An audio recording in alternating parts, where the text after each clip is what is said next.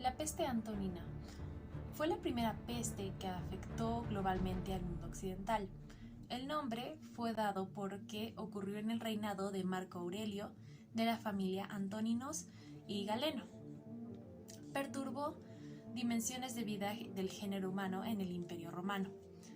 En la literatura especializada menciona que la mortalidad alcanzó un 10% de la población. De acuerdo a las fuentes, era determinada dos posibles lugares de origen de la plaga. La más difundida fue en las expediciones de la campaña oriental del 165, en la ciudad de Seleucia, actualmente Irak, por la profanación del templo de Apolo, siendo difundida por un bajo pestilente al ser aperturado uno de los cofres. Otra versión dicta que la peste se originó en Egipto, propagada por el grano egipcio. Se caracterizó por la nula reposición del desastre, estremeciendo a todas las bases del Imperio Romano.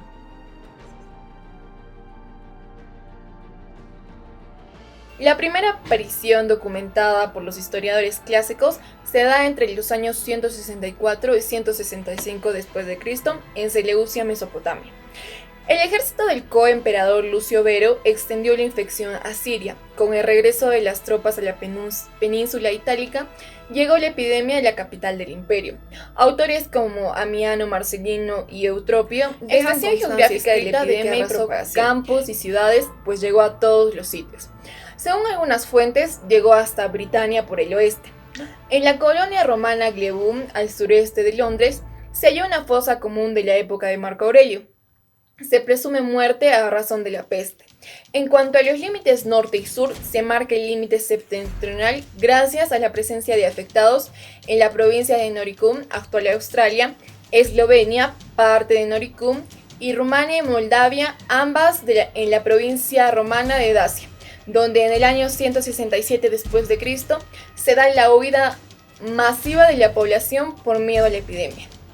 Por el sur, Egipto fue un foco muy importante. En el año 168 después de Cristo, en las ciudades del delta del Nilo, se da una despoblación masiva a causa de muertes y huidas, mientras que en el año 179 después de Cristo, en Tecnopaión, se da una mortalidad brusca que disminuyó un tercio de la recaudación de impuestos en solo 2 meses.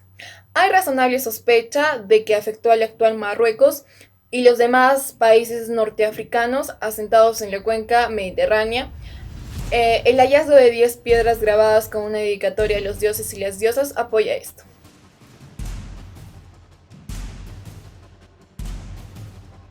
Dentro de los efectos de la peste en la sociedad romana del siglo número 2 después de Cristo, se estima que en promedio dicha peste dejó una mortalidad dentro de un 7 a un 10% de la población imperial, es decir, habrían muerto entre 3,5 millones a 5 millones de personas.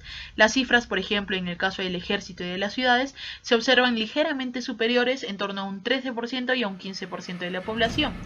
De esta forma se puede hablar de un impacto mental, social y hasta militar de la crisis, que fueron importantes en el devenir del Imperio Romano.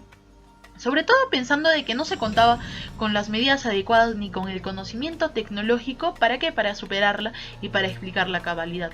De inmediato, en algún momento, los cadáveres fueron vistos como agentes de transmisión y no faltó quienes vieran la epidemia como un castigo por los dioses.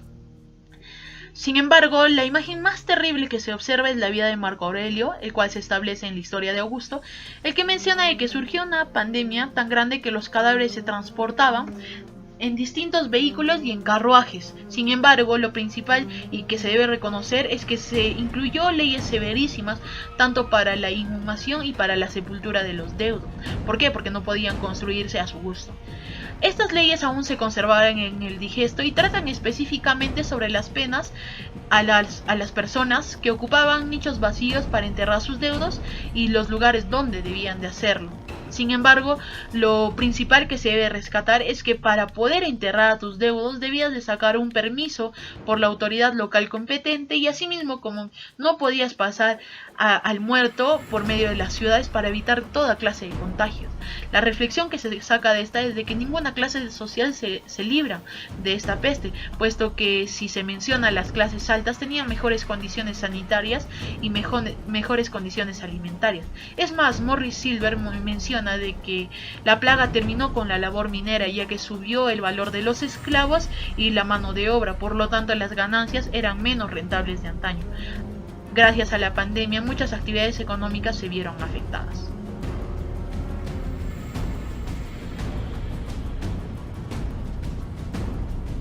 Etiología o tratamiento. Galeno va a describir que las personas que tenían esta enfermedad tenían exantemas de color negro o violáceo oscuro que después de un par de días se secan y desprenden del cuerpo. También nos decía que había pústulas ulcerosas en todo el cuerpo. También diarrea, fiebre y un sentimiento de calentamiento interno por parte de los afectados. En algunos casos se presentaba sangre en las deposiciones del infectado, o también pérdida de voz y tos con sangre debido a las llagas que aparecen en la cara y sectores cercanos. Entre el 9º día de la aparición de los exantemas y el 12º, la enfermedad se va a manifestar con mayor violencia, y es ahí donde se produce la mayor tasa de mortalidad. Con respecto al tratamiento, en su obra sobre los métodos de curación, Galeno va a describir detalladamente las fases de la enfermedad en sus pacientes. Tras un largo análisis de los efectos, llegó a la sorprendida conclusión de que las úlceras son un síntoma de la recuperación del paciente, pues a través de estas úlceras el cuerpo va a expulsar la sangre infectada para reemplazarlo por otra sana. Así pues, el tratamiento que va a describir es un poco ortodoxo, pero había que dejar el cuerpo mismo que se purgara por la plaga, sin intentar cerrar ni curar las llagas mediante la aplicación de ungüentos. En el momento en el que el paciente empezaba a recuperarse es cuando ahí se aplican los métodos de Galeno. Vigilar que no se rasquen para impedir la cicatrización natural de las heridas, y también se recomendaba la leche de Nápoles como una excelente ayuda para la recuperación.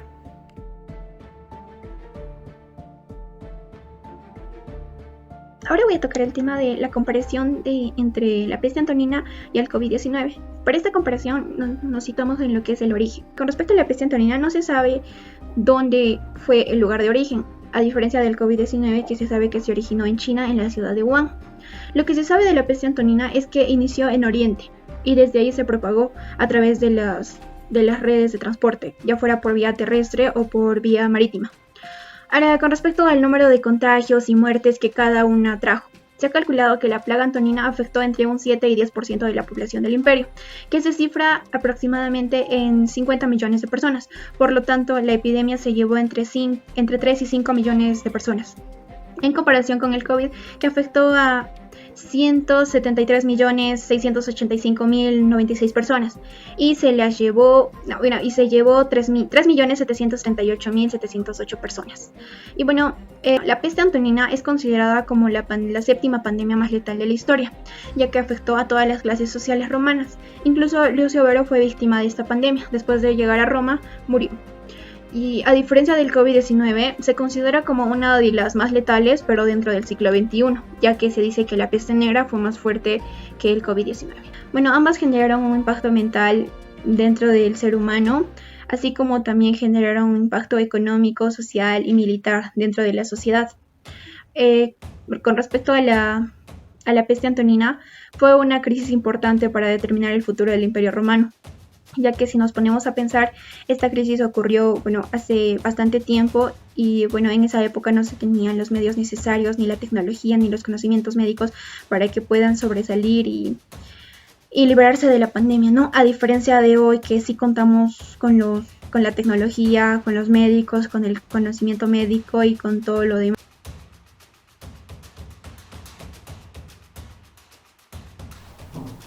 Podemos tomar este cuadro como referencia para la finalización de la peste antonina en el Imperio Romano, dando su inicio en el año 164 después de Cristo y finalizando en el año 182 después de Cristo.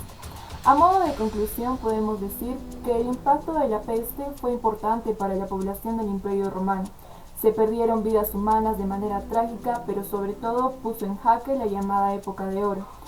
puesto que mientras la peste cobraba su punto álgido, el imperio enfrentaba guerras en diferentes frentes. Claramente, la peste terminó por alterar la paz romana, asestando un crudo golpe a la paz y estabilidad lograda. Nos referimos a esta como una peste de carácter global en dos sentidos. Un sentido geográfico, ya que la desenvoltura de movimientos y los contactos de los diferentes grupos culturales facilitó la rápida difusión de la peste a lo largo y ancho del Imperio Romano. En segundo lugar, porque los impactos de la pandemia fueron globales, afectando la sociedad, el sistema de creencias religiosas, el ejército y la economía del Imperio Romano.